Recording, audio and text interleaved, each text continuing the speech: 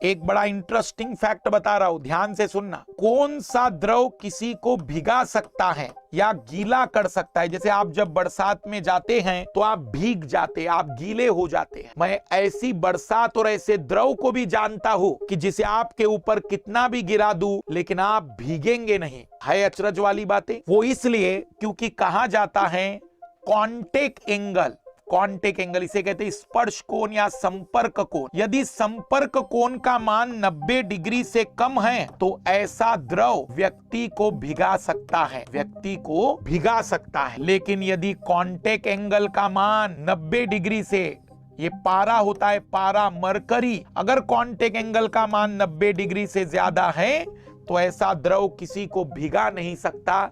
यदि मरकरी की कई बारिश हो तो आप 10 घंटे बारिश में खड़े रहिए, आप कभी भीगने वाले नहीं हैं। व्यक्ति भीगेगा या नहीं ये भी निर्भर करता है कॉन्टेक्ट एंगल पर, और कॉन्टेक्ट एंगल निर्भर करता है पृष्ठ तनाव पर। सतह ऐसी बनेगी या ऐसी, आकर्षण और प्रतिकर्षणों के बल पर निर्भर करता है। क्या कोई लाल लाली मुझे बता सकता है, क्या कोई ऐसा द्रव इस दुनिया में है जिसका कॉन्टेक्ट एंगल 90 डिग्री का होता होगा? पारे का कॉन्टेक्ट एंगल 90 डिग्री से अधिक है, पानी का कॉन्टेक्ट एंगल 90 डिग्री से कम है। क्या कोई ऐसा भी द्रव है जहां 90 डिग्री का एंगल मिलेगा? Exact 90 degree. मरकरी, पारा गलत है। ये बड़ा इंपॉर्टेंट और इंटरेस्टिंग फैक्ट है, इसे भी आप लोग याद रखेंगे तो आप लोगों को भी चीजों को बताने में मजा आएगा। यदि शुद्ध चांदी का बर्तन लिया जाए, शुद्ध चांदी का बर्तन लिया जाए और उसमें शुद्ध जल मिलाया जाए, शुद्ध जल, शुद्ध जल की जगह मैं कहूंगा कि आसूत जल, जिसमें कुछ भी नहीं है, जिसमें कोई मिनरल विनरल्स नहीं है, तो